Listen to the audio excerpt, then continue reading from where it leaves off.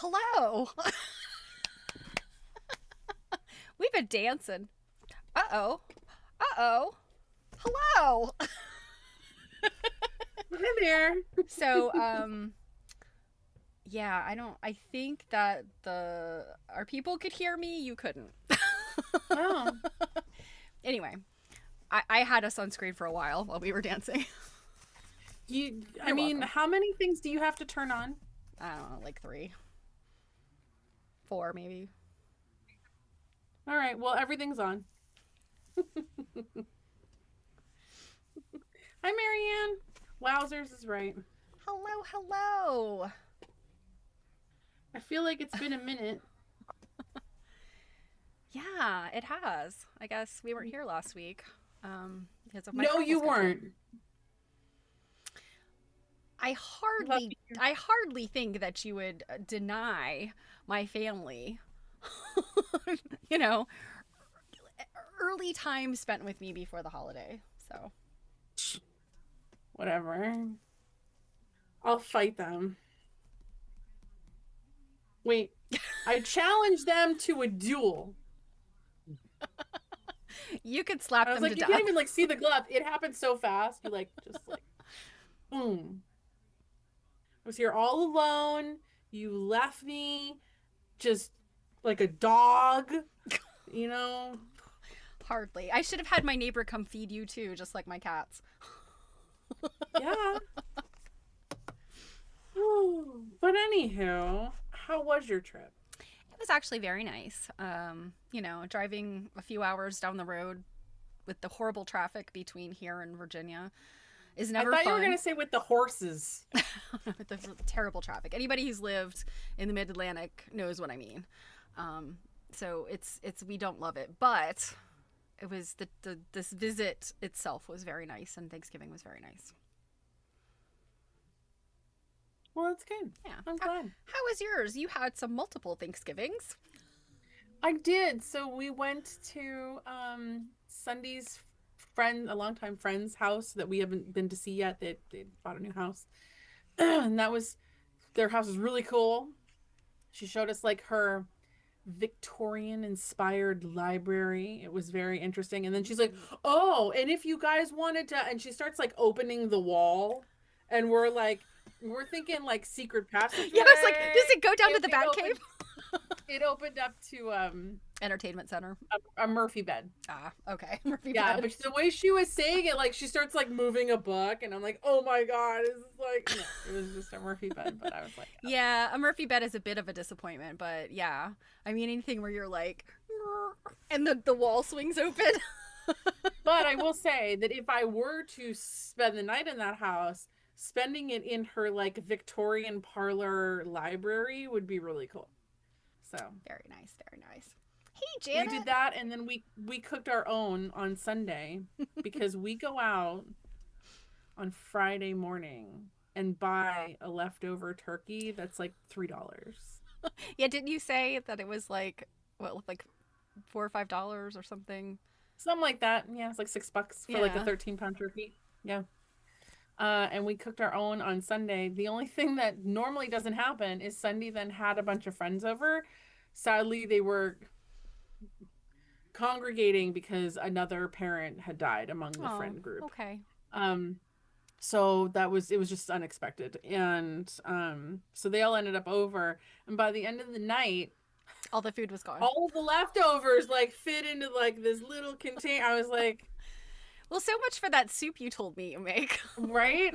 Yeah, Sunday had been like, I guess we're gonna have to do it all over again. I'm like, yeah, because I really I normally make that for, like we cook like that just for like the two of us, because I then turn it into a Thanksgiving Day stew, which is very good. So, and I would have loved to have some of that today, because Janet's over here telling us it's sunny and 58, which sounds just like perfection. Yeah. It is like 25 and like a blizzard outside. Yeah, I've got 30 and 30 or 35 and terrible rain.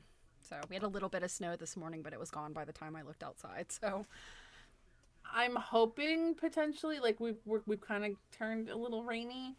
But I'm hoping it will be enough to get rid of what fell and not turn it all into a big sheet of ice by the morning. That's the worst. That's the worst. Yeah. No. I hope everybody is dealing with either beautiful weather like Janet has, or is snug and safe. Yeah, I mean, I think we should all go to Janet's house. We can we can help her unpack boxes. And... Yeah, Janet's got the new floors. We'll work for weather. Will work for good weather. Yeah, there you go. Well, we have things because we haven't seen you in a minute, and we didn't get this out sooner. We do have a calendar that we only finalized right before we got on the stream. We have a calendar, and not this Saturday, but the following Saturday, we will do a Stitch and Glitch. And I don't know if you guys ever see when I post the Stitch and Glitch kind of announcement reels on Instagram. Stephanie had made like a couple of like, generic ones we could keep using. And I took one of them and made it like holiday themed. It's cute. It's got cats. So I'm gonna put that out there. And then, like that other random Sunday we had done, in like October or something, we're going to do a random Sunday in December because Stephanie has to go see those people again, for Christmas. And I think this time of year, it's really important that we have some togetherness. So we're going to do that. We'll also have a recorded video on the 23rd, because she has to go places. And actually, next week, we finish this book.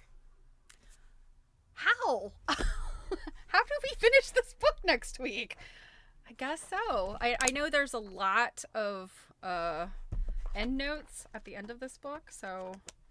Yeah, there's a lot of potential for, like, extra chit-chatting. But yeah, you're right. Yeah. So for next week, grab your pens.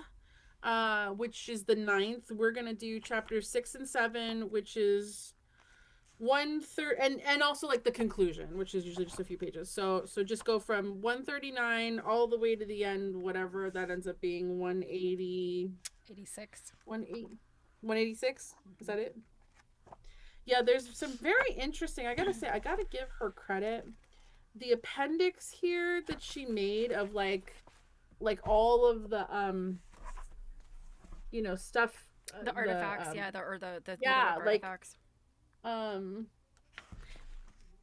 That's very helpful if you're looking for a particular kind of artifact. Her notes are in the back are really hefty, and sometimes you can find some really cool things in there. Yeah. And then also, don't ever skip perusing that bibliography.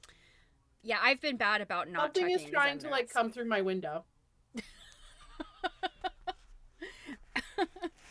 And might I remind everyone that I'm on the 3rd floor, and there's nothing outside that window. Yeah, some large bird, potentially. Seriously. Yeah. You can find like really cool stuff in the bibliography. Like there is stuff back here I've never even heard of before. Yeah, reading bibliographies is sometimes bad because I find books that I don't have and I want to read. And I have enough books to read at this point that it will no doubt take me until I'm 150. Somebody's got to find longevity cures so that I can live like to be 200, because otherwise I'm never going to get all these books read. Also, you were talking about like food, and Janet said that she's got soup on the stove right now, and she's waiting for the electrician to put in 2 ceiling lights and fans. And she envies the snowstorm. They are exciting. Okay. I mean, if you don't have to go out in them, sure. I love a beautiful little white, like I love a white Christmas, just like some gentle, maybe a couple of inches. Nobody has to go to work. But yeah, it sometimes can be quite harrowing. So hey, I like one really good blizzard a year where like everything gets quiet. I don't even care if stuff closes for a day or two, like, but just one. And then I want it all gone. None of that like messy, dirty stuff in the middle where everything's just sloshy and gross. That gross gray snow that like mountains in the parking lots and stuff. Ugh, I hate that. Well, you mentioned bibliography and cool stuff you need to buy. So it is also time then for us to let everybody know what the next book is, which I probably don't have to keep showing this right now. I can stop that for a second. Okay. Take it away. We are going to read Mauve, or Mauve, whichever you prefer. How one man invented a color that changed the world. And many of you will probably recognize or know that this man is Perkin. I can't remember his first name. But that's what this book is about. And it is written by Simon Garfield. Something a little bit different. Yeah. Stephanie's got a link she'll stick in the chat, and then I just put that in. It'll be into we'll put it in the video description after the fact, because again, another thing that we just decided right before we started to stream. Look at that pretty dress. Ooh. Purple. Is that that looks exactly like a dress that Queen Victoria wore. It does not say when this dress, but yeah, it does mention that Queen Victoria wore purple at her daughter's wedding, or mauve. I know that dress, even the cut and everything. I mean, I can't tell if it was for someone short or not, but it looks exactly like a dress that would have been hers. So yeah, the beautiful thing is this is not a super, super thick book. It doesn't have a lot of pictures, even though it might, but we usually, when we have a book that doesn't have a lot of pictures, we can often find supplemental we can find good stuff to look at. But it's something that's a little more probably scientific than we're often reading. A little bit of a pivot because it's talking about the dyes and fabrics and not necessarily like actual quilts. So if you're a little on the fence, I ask that you join us in that venture and take a chance. They're pretty inexpensive on Amazon. Our link that we gave you kicks us back a couple of quarters every time you use that link to buy one, but there's used copies on there for like $2. Yeah. So. And I would say that, I mean, even though this is about science, I would not be too concerned about it being like dry or Really like, dry. it's really a good story about this man. Well, read the little blurb that you were reading to me earlier. Fascinating. Readers will root for Perkin in his battles, tear through pages to see what comes next, and cheer when he succeeds. The Chicago Tribune. This sounds riveting. Yeah, so William Perkin, that was his name. He was only 18 when he discovered Mauve, how to the synthetic purple. So he was trying to find a cure for malaria. He was trying to synthesize quinine. Well, it's funny because Steph had mentioned, like, why does he look so old on here? And she was like, he was only 18. I'm like, maybe he was that old when he finally got due credit for it. Could be. Yeah. The other thing, too, and I don't know, obviously, if it's addressed in that book, is when I think of Mauve, I think of the 90s more pink version. So I'm wondering, like, when it became more pink. Here in the title, it's the V. It's kind of a pinky violet color. Yeah, that's what I think of as Mauve too. Because that's what color my bedroom was when I was a kid. My rug and my curtains. It was very 80s, 90s kind of deal. So yeah. Well, are we ready to get into it? We are ready to get into it. I was able this time around. Where did my stuff go? I have to get my bearings here. I was able this time around to find some stuff for us to look at. I just have to hold on one second. I don't have the first chapter we were reading was difficult. So I don't have anything till we get to page 93. So I'll have to just hold up the book before that. Yeah, okay. So go ahead. So I don't really have a whole lot in these first few pages, but I thought this very first little sampler, Betsy Maria Eyre, from St. Johnsbury, Vermont, when it talks about she stitches in there that this is her property. I think that's kind of interesting, Janet had a pair of mauve jeans in the 70s. Hip huggers. Were they denim or were they like corduroy? Ooh. But see, like on 186, I think it's really interesting where she does get into the details about property ownership rights of women in the 19th century. And, I think and I agree with her, I think that there's this idea that, oh my God, a white belt. Sorry. So this idea that women can't own property, and I've known for quite some time that even like further back and even in England and Europe that women could have property ownership, but it was typically widows. It was widows that ended up with their husband's property. But I thought this was really interesting that on 86, she's talking about the Married Women's Property Acts. I hadn't heard about that before, so I thought that was really interesting.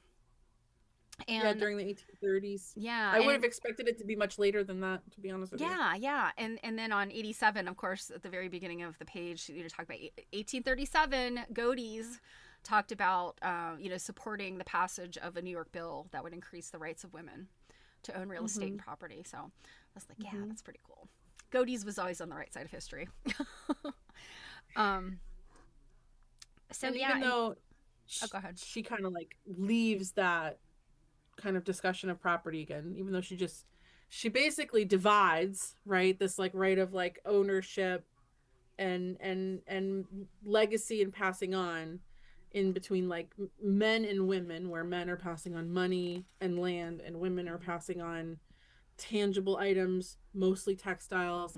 And on 87, I quoted her here, ownership of precious household goods offered the power not only to shape a material environment, but to build lineages and alliances over time. And I think that's a theme that, she's kind of leaning into a lot in these 2 chapters about, what the purpose, these decorative or useful objects that women are creating with their needles have so much more significance than just, a quilt for a bed, or, a thing to hang on the wall.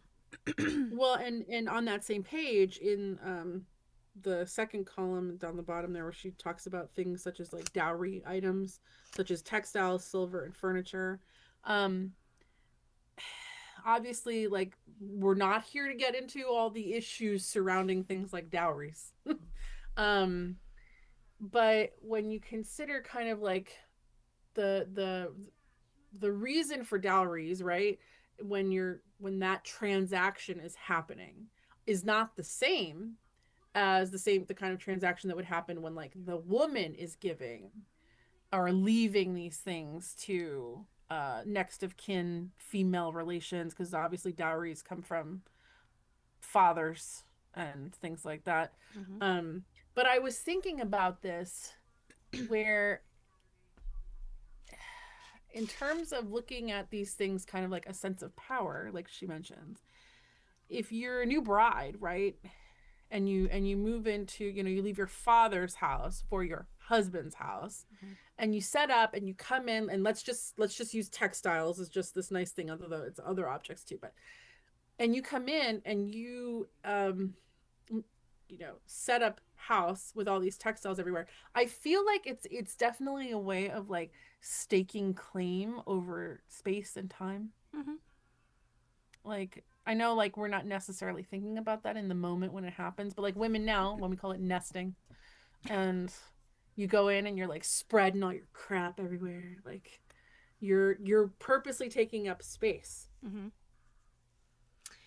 and like Yeah, that. laying yourself And down. I think another thing that she kind, I can't remember really where it is, because she kind of brings up the fact that, property is passed down, patrilineally, whereas in many cases, or in some cases, these textile objects are matrilineal. But she does talk about this kind of idea of like, men leave their sons, real estate and money to ensure, their future, like the future of their progeny, etc. But women are also getting an inheritance, and it's the goods. Mm-hmm. And perhaps it's not as great of an inheritance to get some furniture instead of some property, but it is still an inheritance. And I had never thought about it that way. And I always thought of like, ugh, and I know we don't want to get into dowries, but the idea of like, you're paying off this man to take your daughter, that's like how I'd always thought of it. But it is a form of inheritance, I think. Mm-hmm. So I thought that was really interesting to think about it that way. Yeah, so um I enjoyed, the conversation here about Eleanor Park Custis Lewis. um I think that information is very interesting. The quilt, and it's not a quilt, it's just a top. It remains a top, right?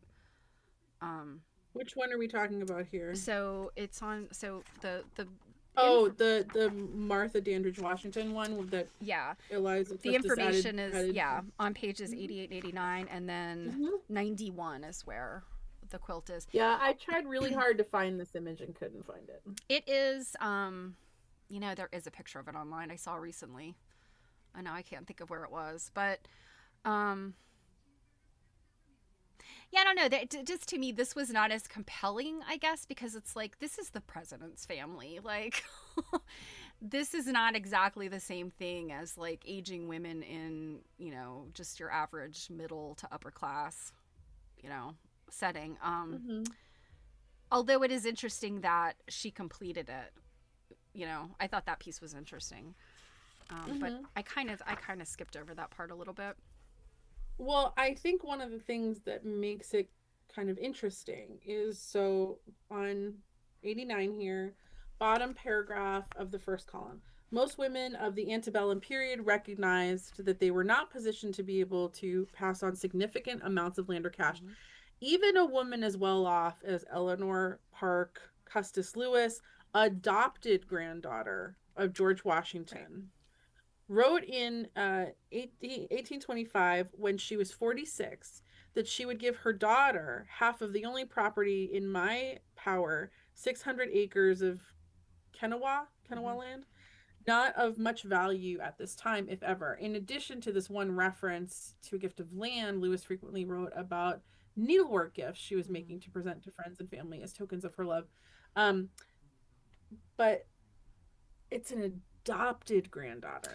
She is, but so here's an interesting thing about George Washington. So even though the Custises, um, like he did not have children of his own, he adopted the Custises. So his wife's first marriage and children, he was very close to those kids. So it doesn't surprise me that the adopted granddaughter would also, enjoy some of the privileges because of that. They weren't. I don't think he looked at them as stepkids, like they were his kids. I mean, I would find that rather not normal.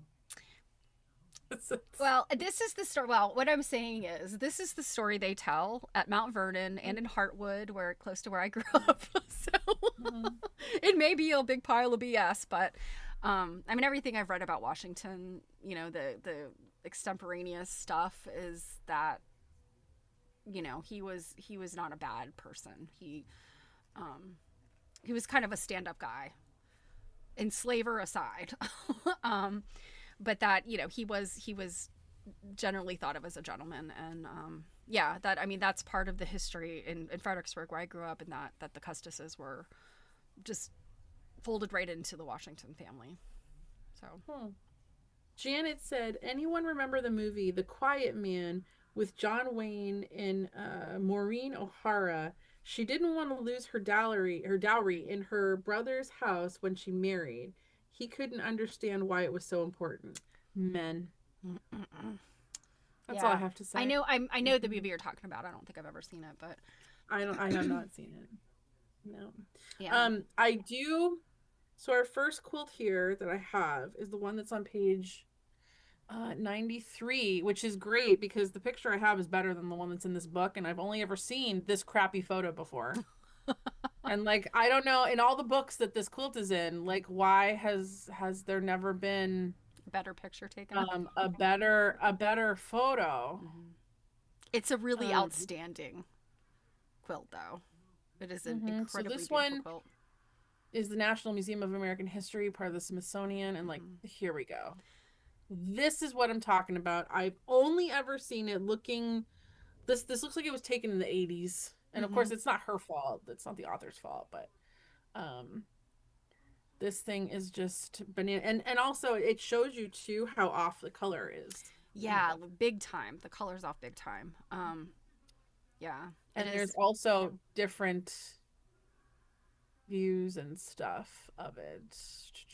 Oh, why are you even showing us the crappy black and white photo when it was originally first published? I'm not interested. Ooh, look at that. Okay, now, can I zoom in? Where'd you go? Oh, good. Okay, there it is. Oh, okay. Oh.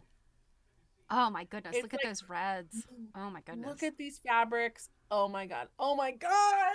Oh my god.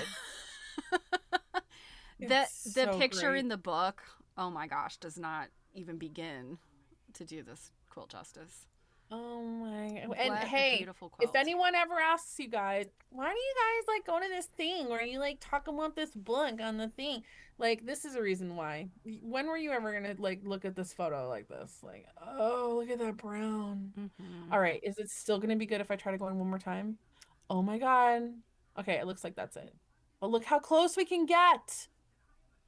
You would have never known that this fabric here. Yeah, it just looks kind of blah in the picture. Or look at this green. Yeah. You know what? This is actually very similar to the green that's in my Starburst quilt. Yeah, this is something else. So to go, as we're looking at this, to go along with this one, this is where I really kind of had a bit of an epiphany. Talking about, let's see, page 92. The quilts identified in the study remain extant because they were specifically bequeathed along a female line. And she really, like I said, she leans into this, idea of the value in the families of these quilts and textiles. Compare that to today, when we've got quilters that are so talented and make beautiful things, but if their quilts are not in a museum or somebody's collection or something, their family is basically, if their family does not have the same love of quilts that they have, it's kind of one of those, like, well, what do we do with these? Take them to Goodwill. I wonder. I'm throwing in something that's potentially a big can of worms, so feel free not to open it, okay? Mm-hmm. But I wonder if that has a lot to do with the fact that then their lives weren't necessarily ruled by stuff and consumerism, and ours totally are. Mm-hmm. Yeah. Like, our brains are so overloaded. As I sit here with like piles and piles of like quilts behind me, like we're so, like, I'm wondering, like, if our homes weren't so filled with so much not even useful stuff, like crap, if we might feel differently. Possibly, yes. And there's the other idea, and I mean, I'm not to disparage any quilter today, because I mean, certainly I can't make anything like this. It would take me the rest of my life and it wouldn't look this good. But I know, our aesthetic today and many quilters today are not doing this type of work. Now, some are, don't get me wrong. I personally know some people that do stuff like this, and I'm like, how do you have the time and the patience and and don't go blind with how tiny some of this stuff is. But for the most part, many quilters are making things that are not as intricate. And so I guess, I feel like maybe and you're right, our lives are full of so much other stuff. People's families just they just don't recognize the value of something made with, the human hand, and that it was made in a sense of pride, a sense of love, if it was something that's a gift, like all that stuff. People today just maybe don't, some people don't quite wrap their head around that. Look at this applique. I know. I'm trying not to like make eye contact with it because it's making my heart swoon. I was gonna say, like, why? Because like it might see you. I'm like, hey. Yeah, let's how do I get out of this view here? So like, okay, I just want to see what some of these other views are. Yeah, I would like to see if you can zoom in into some of the other sections, like that applique. Oh, look at this one.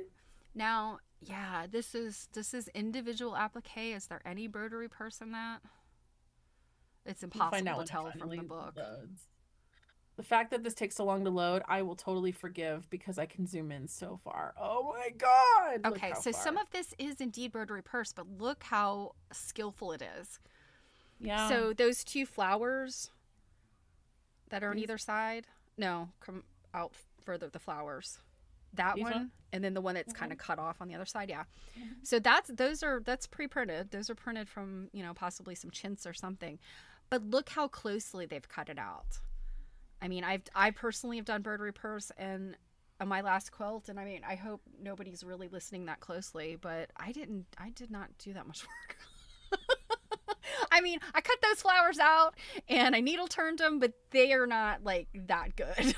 So, you have a complex about telling on yourself. I do. All the time. I also just have to point out, so who is this? Oh, okay, it's Smithsonian. Like, shout out, because like, check this out. See this red box? Mm-hmm. It's showing us where we are in the photo. Mm-hmm. Like, what is this program, and why doesn't every museum use it? Like, you could literally sit here and count stitches. Yeah, my guess is this is one of those programs that's probably pricey for museums to have. Oh yeah, it looks like that the urn that the bouquet is in is also broderie purse, but like, look how they've kind of, not seamlessly because the colors are different, but like there were leaves and things overhanging that that urn from the original fabric, and they've kind of Mm-hmm. worked in those other leaves, like the blue leaves. Mm-hmm. That's And amazing. look at this. Look at this little like. Is it So the is dark it fabric, applique? black or navy. I think that is applique. You know, for this time period, when was this made? 1830. That's got to be navy blue. That they didn't have staple blacks then, right? It's looking pretty black to me. Is there a blue? Is there a blue somewhere close by? Hold on one second. So even that one.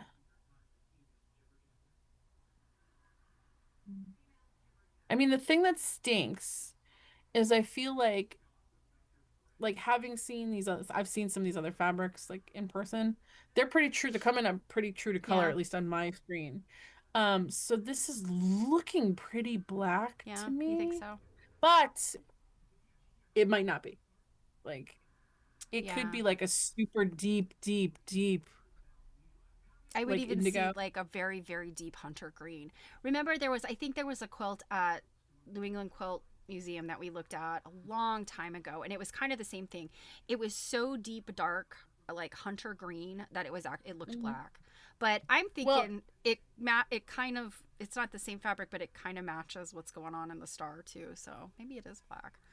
But I mean, 1830 is I was awfully early for a stable black, isn't it? I was gonna say like we could also read more about it after we're just done. Oh my God. Like The going bananas border, over these yes. I want to photos. see what's happening in the border. We're just gonna spend the rest of the our stream Yeah, tonight on right. this. Hey, you know what? There are additional streams available in December if we have to push stuff back. Because, like, this is what quilt study's all about. Look at these little green, like, oh my God. Yeah, get in there. So, okay, some of this. Oh gosh, I can't tell. Is it embroidered? No, I think those are literally little stems, like little slivers of fabric. These, Mm-hmm. yes. But see, so notice this different light. Now to me, it's looking a little more navy Mm-hmm. than it was in the other light. So I, oh my goodness, I love this. They're like, see, and this is looking a little more navy to me, Yeah, to especially me, right that's here. looking. Yeah, that's sort of like a mm, that looks like it was a deep green that lost its yellow. Could be. Mm-hmm. But oh my goodness. Like look at this. They were, you know what? Yes. They'd finished all this other border crap and they're like, you know what? It's not enough. How can we be super extra? Let's make some like eyeballs here or, other looking things. Um, I Is there a love it. And then picture? Oh, this there's looks not a picture of her in here, is there? Oh, there's not. I thought there was. I was gonna let you say that to her face. right. Yeah, no, there's not a picture of her in um, here. but yeah, and okay. So one of the other thing I wanted to mention about this that really surprised me is, um, so the assumption is that she made it during the early 1830s after her second marriage in 1828. Yet she used her maiden initials. Here's some initials right here. Yeah, that's what I'm talking about. She used her maiden name initials in there, assuming that is referring to Betsy Totten. Because her married names were Palamas and Williams. But she used BT for assuming Betsy Totten. That's interesting. Good for her. Good Yeah, for and I her. mean, truly, that is interesting. Like that, she's maintaining that connection with her, with her birth family, even though she's been married twice. She's still, and I kind of almost wonder, like, if you've been, I'm trying to see, did they say anything about? I'm not seeing anything about her second husband, but I mean, assuming that you've been widowed at least once, and some of these women, like, they lost two husbands, like bam bam, like, you almost feel like the thing that she can hold on to is her birth family, because these Well, these I would husbands argue. die and slip through your hands. Well, and I would argue like it's not even necessarily, I'm sure the family part plays a role, But the one thing that stays finite through these husbands coming and going is her identity, and that's what this is. Yeah, you that's know, what I'm trying to say. I guess I didn't articulate it well, but yeah, it's her birth family continues to give her identity. Even if her parents were gone, she still has that like foundation. Whereas these husbands, they often don't outlive their wives. I found a part of this quote where I'm like disappointed. She left this part blank. Shame on you, Betsy. Yeah, she totally could have fit something in here. Like, come on now. This is like my favoriteest thing ever. Okay, so let's just see here. Let's see. So while the precise name of an individual's quilt pattern was seldom recorded in the 19th century, Mary Totten left no doubt about the name she gave this quilt or its importance to her when she prepared her will circa 1860. First, all of my lawful debts are paid and discharged. I give and bequeath to Rachel Mary Drake, daughter of William Drake, deceased, my large spread called The Rising Sun. Florence Pito in her book Historic Quilts. More than 75 years later, the Rising Sun quilt was brought to the Smithsonian in 1938. I didn't think it would be that early. By donor Marvel Mathis. She had been presented with this magnificent quilt by her godmother, Ellen Totten Butler. Does it say anything? And I can't remember all the details, but I think Florence Pito was responsible for kind of helping broker that deal. So it contains 648 diamond-shaped pieces made of 11 different roller-printed cottons arranged concentrically by color. Appliqued between the points of the star are elaborate vases of flowers and birds, combining floral glazed chintzes with some of the same fabrics used in the star. A matching floral vine runs around the fourth. I'm sorry, I'm trying to see if there's black. Chain, appliqued, swag, bows, chains. Star border 3/30 seconds of an inch wide. Yeah. That's like two human hairs laid side by side. By the way, if you want to look more at this, all of these links and everything that we look at will be in the description later. I just have to shorten them and stuff. Okay, so cotton, silk. Yeah, the silk are the flowers. Those in the where above the broderie purse that the top the rows, like there were like 3 in each. Those were clearly silk, and I think a lot of the stuff in the border is silk. I was really hoping it would say something about the color of the fabric. Shucks. Yeah. But so far, this has been my favoriteest discovery of the whole night. Because when I find these things online, I just confirm that I found the right thing, and that's it. I don't look any further. I wait until you're here. So, all right, moving on. The next thing that I have, so I'm just going to tell you, just in case you have anything to say, is the quilt on page 98. So Marianne asked, has anyone tried to recreate this quilt? I don't know. I don't know, but I bet you somebody has. I bet you somebody has either done the patterning of the applique, or somebody has recreated, because it is. Because I was gonna say this is a pretty well-known. It's a pretty famous quilt, yeah. Yeah. I mean, Stephanie, I don't know why you haven't made this. Well, I just haven't carved out that 5 or 10 minutes I need in my spare time to do it. So. I mean, 5 or 10 minutes a day for like the rest of your life. Right, yeah. And the rest of other people's lives too, because I, again, would have to live to be 500 years old. I'd have to be Methuselah, literally. So, she, in these 2 chapters, I feel like she leans into some concepts kind of over and over with the story of each object.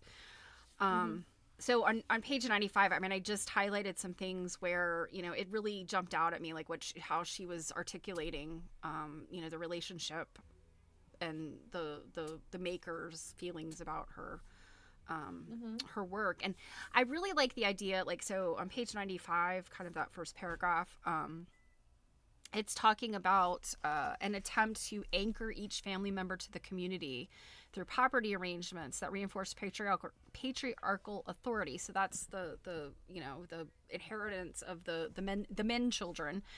But then certain types of movables, including quilts and samplers, made and distributed by female family members, provided a comparable structure to maintain family and community ties. And, Mhm. and I started to think, and I mean, you and I had a conversation, I think like just this morning about like, I don't know the people that live across the street from me. And you're saying you don't know the next door neighbors. And that's something that, we often talk about today. Like we live in these communities, but like, we don't even know our neighbors. But at this time, people needed their communities. You may Mhm. not have a fire brigade. Your neighbor's got to help you put out a fire if your house is burning down. Like, you couldn't just rush to the emergency room if somebody is sick. You might need like a midwife or, somebody that kind of practices some medicine. So it's really important. These communities are just like critical to people's survival and their Mhm. success. So it makes sense to me that they're like this connectedness. And I mean, I think outside of this topic of aging women, I mean, if you look at like presentation quilts and like charity quilts that made by churches, etc. I mean, I think you're seeing the same thing. The friendship quilts, all of that stuff. I think it's like the fact that she's kind of made this comment. I didn't check to see like what her citation came from, but I mean, I think this is like a really big concept with 19th Mhm. century quilts. Um, and I don't remember why I highlighted this thing, but it talks about how on the second column, far more than a warm bed covering, this quilt was a legacy intended to join a shattered family together and to be a sentimental object for its maker and her family. And so I think this is the case where the girl who originally started making the quilt died, and it was Mhm. finished by her stepmother. Mhm. Um, and then let's see if we're talking about Sarah Wadsworth, right? So going on into the next page, page 96. They're kind of in the middle of the first column. It's talking about how the quilt represented numerous important connections for her and was a valuable keepsake, linking her to family and friends, both living and dead. Um, so yeah, and this whole idea. So is she the one who made the complicated bequest? No, I don't think so. Um, I know one of these women had such a complicated bequest, like it's going to go to so and so, but if they're dead, it goes to so and so, and then it goes to so and so, and that didn't happen. Like they totally didn't do it. Like, but I don't think it's her. It's not this quilt. I think it's in the next chapter. The next like person that she talks about is Rebecca Scattergood, and that I have that quilt. Mm-hmm. I No, actually actually, you know only. what? I'm sorry. I'm sorry. This was her. So I'm sorry. So it's saying that her inscription. These are her specific instructions for the future ownership of the quilt. It actually descended through women in her own family. So she's the stepmother here, and she says the Mhm. quilt would go to her stepdaughters, who are the sisters of the girl who died, and then to the oldest surviving granddaughter. But instead, the quilt first went to um, the wife of quilt maker Sarah's nephew. They had no children, so then it went to a niece. So, like, yeah, like she had intended it to be in her husband's family through the stepchildren, and instead it went down through her family. But just this idea of how, because she was a widow when this happened, or when she wrote this bequest, and it was because she saw like kind of the pain in the ass that her husband's property like the probate Mhm. for her husband's property, so she was like, I want people to know where my quilt's going. And sadly, even though she put it in writing, it still didn't go where it was supposed to. I mean, stories like that always remind me now of like Bertha Meckstroth quilts. Yes, exactly, 100%. Yeah. Hmm. Yeah. All right. Are you ready for Rebecca Scattergood? Yes. Okay. And yes, her quilt is, because this quilt is this just, quilt is bananas. this was at Winter, right? Mm-hmm. And okay, so let's just look here what they've got in their thing here. So Pennsylvania, object number. This was a museum purchase. The creators Rebecca Scattergood Savory, 1770 to 1855. Place of origin, Philadelphia. Date 1827. 1827. I mean, just, that is so, This is that's so early. 132 inches long by 128 wide. That is immense. Immense. Well, and she's the one too here because she made something like what, like 5 quilts for 5 children, and some of them were 9 feet or 10 feet square. Got those big beds, those big tall beds. Well, and also like the general kind of rule of thumb is a bigger a quilt is, the older it is. But I'll give you an example here. When I did the pipe and drape layout for AQSG's seminar for like the vendors and the exhibits, and there was this big kerfuffle because some of the quilts in the exhibit were pretty old, so therefore they were pretty big. And we were thinking the expo room we were in had really tall, like 15-foot ceilings. No, ceilings were only 9.5 feet tall. And one of the gal doing the antique exhibit was like, you know, I need really tall pipe and drape and blah blah blah, and the tallest we could get was 9 feet. And she had some quilts even with a 9-foot pipe and drape that still gathered a little bit on the floor. Yeah, there was at least one quilt that definitely kind of pulled on the floor. And those quilts were smaller than this one. Because I remember the dimensions of those quilts because I took pictures of all of them. And yeah, those quilts were definitely smaller than this. Yeah, so it looks like Rebecca made like 5 of these. Did they even have queen size beds? Yeah. Well, you know, that's the thing. Beds were not standardized. And Robin says tall beds and multiple kids in the same bed, plenty of covering. I first of all wonder, family in a bed. Yeah, I'm kind of wondering, were these ever even used? You know, I mean, it seems to me like if I made these, I would be like, oh hell no, nobody's sleeping under these. But in all seriousness, the reason why these old quilts are so big is because, you know, yes, they could have larger beds, but it is because of all the stuff they stacked up on the bed. You know, they did not have box springs and a nice Sealy Posturepedic. They had these feather beds that they stacked and stacked and stacked. And, you know, if you were wealthy, you had a nice big thick plump stack of these feather beds or other types of mattresses. And you know what's funny is, you know, the other thing would have been straw. And when people are talking about like what's more luxurious, I don't know that I would like a feather bed, because when those feathers start to come through, that hurts. Yeah. I mean, I think a straw, well, my grandmother slept on a straw mattress. They'd have to change the straw out every season or whatever. But yeah, I think that the straw kind of compacts down and is sort of firm. So you could almost think of that as like your box spring, if you had to do that. And then I don't know. I guess it really depends on the fabric, you know, that's used for the mattress. I think if you had a really tight weave, the feathers wouldn't be an issue. I know I have family members who are in love with the Scandinavian way of doing things, so they only have feather beds, and duvets and stuff. So I have to say, if it's freezing cold, a feather bed is pretty freaking awesome.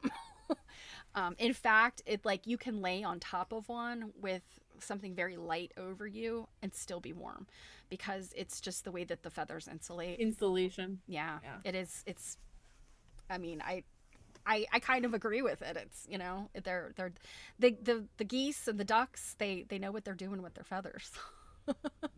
Yeah, because they got together and planned that. Well, exactly. You know, one of these, I'm not sure which of like the 5 or so that Rebecca made. I'm not sure which one in the line it is, but just to give you an example, on page 97 here, the very bottom of the second paragraph, it says Rebecca's third sunburst quilt was made in, okay, so it's not this one, 1839, and it had 3,900 pieces. Yeah, but is So it this one? Is I this don't know. one? Does it say how much this one has? I don't know that it Yes, it did. does. This has twice as many. It's 6,700 pieces for this one. It's all bananas. Okay. Well, my guess is the one that only had like however many it is. What did you just say? 30 some hundred. Oh, look, I can zoom. Oh, I can't Um, zoom very well into this one, but I can zoom. I would assume This that is those other quilts are just smaller, because I mean, unless she didn't go all the way to the corners. well, Or this one's whatever. also this one's also 132 by 128. Yeah, I mean, I'm thinking Good like Lord. 130. That's like a whole yard longer than some of the quilts that like we saw, and I mean a whole yard or more longer than like what we know of our quilts. I don't think I've ever seen a quilt this big, No. like in person. Oh This yeah, is Janet just says like she loves her down duvet. Exactly. Yes. Yep. And Robin too says a hot for feather me. bed. It's Oh, a too feather hot. bed can be uncomfortable. Yeah. It's um, down comforters. I wish every hotel didn't have one because they're too hot for me. You know it's too hot, too hot. Just see where else we're at oh, here. Okay, okay. So Robin confirms the feathers do poke out even if you have a good Mhm. ticking. Well, I know that from having feather pillows.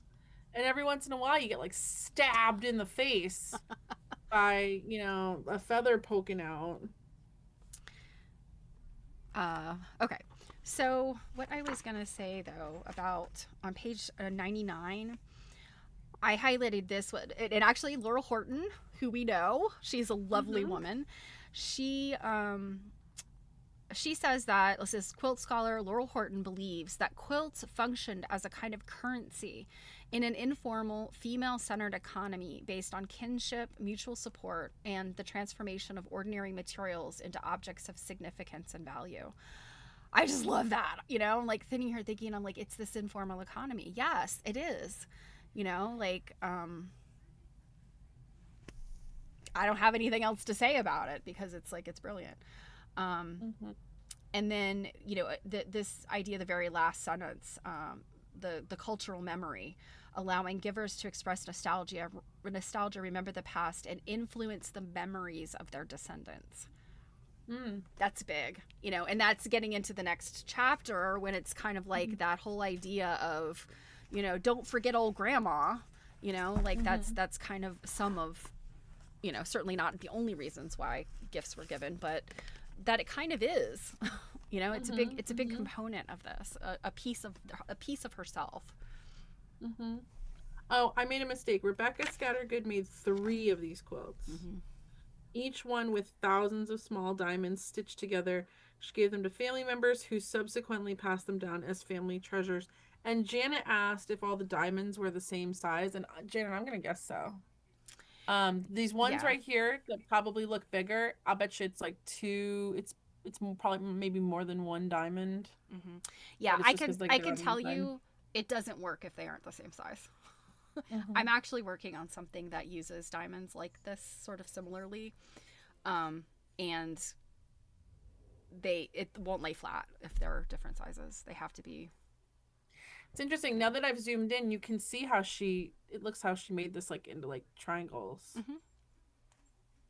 And then put it together like.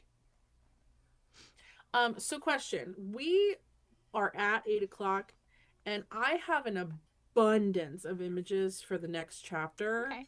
I'm kind of thinking maybe we should pick up with that chapter next week and then just keep going. And if we end up needing to have another stream to tie up any loose ends and stuff, then that's what we do. Yeah, sure. Because we could probably go another, like I have. And this was a longer chapter. I have almost every photo from the next chapter. Okay. So yeah, and I actually highlighted a lot of stuff in this next chapter. So, and it's a longer chapter. So yeah, I'm fine with. Hopefully, you guys don't mind ending here with just this one chapter. Yeah. Yeah, I vote. That's what we do for. Like, I would still say, read as if like you're finishing the book. But my guess would be then is we probably won't get through more than 5 and 6 next time, and then maybe we'll need like a 7 and the end for the last. Janet says she didn't get through this chapter yet, so. Yeah, Whatever floats my boat, Robin. Yeah, no, no. Chapter number 5 is kind of a long chapter. I think it's the longest chapter in the book. So, um, yeah. But you know, Well, it it's was so just I wanted to make sure I didn't do one of those things where Stephanie's like, it's now like 9 o'clock. well, yeah. Especially because we spent a lot of time on that other quilt, but like we had like it needed it. It needed to be done. I'm sorry, it needed to be done. Mm-hmm. I just have to say, I think I go back to these these paintings and photographs of these women, and I'm just like, bless her, you know. I mean, some of these, like this one, I think is probably pretty realistic of what the woman looked like. Some of them, though, it's just like, oh, bless her heart, like, you know. they weren't very kind in the portraits of her, and then the fact that, you know, photography being new at this time. I mean, I remember we talked about this lady last week who, you know, she's like, damn it, take the picture already. And in the next chapter, let's see, where is she? She's looking pretty gruff here. Where is she? Here she is. Anna Catherine Hummel Markey Garnhart. She's only married like a dozen times. Yeah, she's pretty stoic, I guess. I mean, that'll do that to you if you keep killing your husbands. Oh, and this poor woman, Abigail Reynolds Green, she's wearing a very like pretty dress. But I mean, look at her face. She's like, let's get a move on here. You know, and it's like, I'm not making fun of them because I am not photogenic, but you know, I'm glad that we could snap pictures very quickly now, and you don't have to sit there for a really long time. Like, yeah, they can snap them real quickly, and guess what? Your eyes are still closed. And like goodness. You have like food in your teeth and like yeah. Well, it's gonna be. Does she have any teeth? I mean, that might be part of the reason she's making that face. Could be honest with you, could be. Yeah, I mean, you think about like, I'm thinking, would I have any teeth if I hadn't had like good dental care all my life? You know, I think I'd have the ones in the front, but I don't know that I'd have any of these in the back because I've had some root canals and etc. Oh. And next time she'll tell us all about which ones.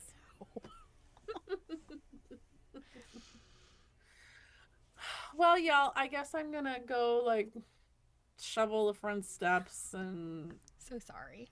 Whatnot. So just as a reminder, for next week, we are intending to finish the book, but you probably have some extra time. So finish up chapter 5 and try to get to 6. I would say, at least read 6, but aim to finish the book. But I do have a lot of photos. And actually that also will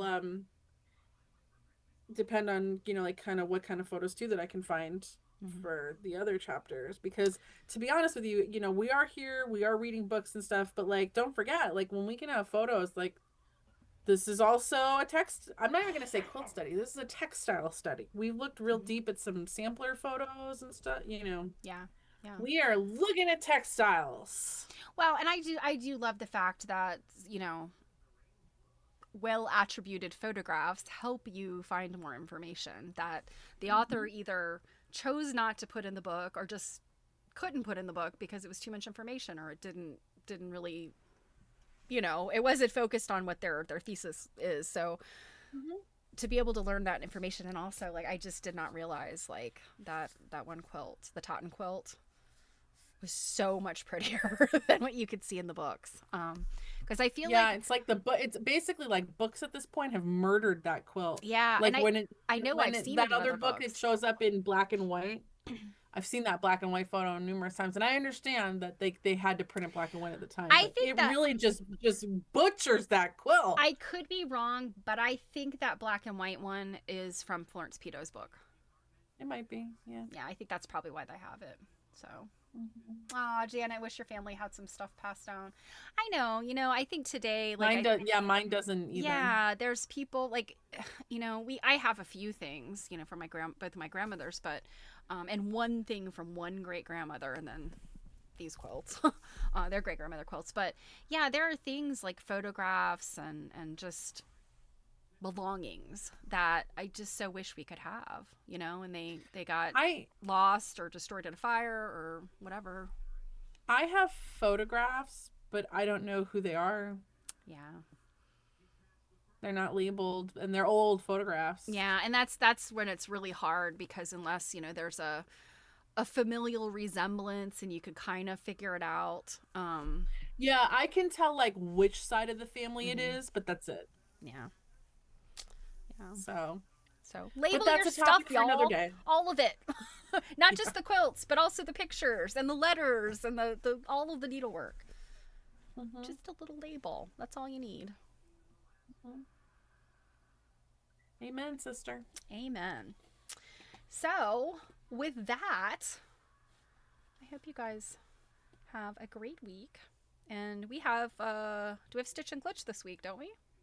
No, next week. Is it next week? The 13th. This Saturday is the 6th. Is it? Okay. December, as I think our friend Kate said to me yesterday, December snuck up on me. And I was like, yeah, I know what you mean. And then I finished my stream and went, oh my God, today is December 1st. That's what Kate said. December snuck up on her. Oh, goodness. All right, guys. Well, have a wonderful week, and we will see you soon.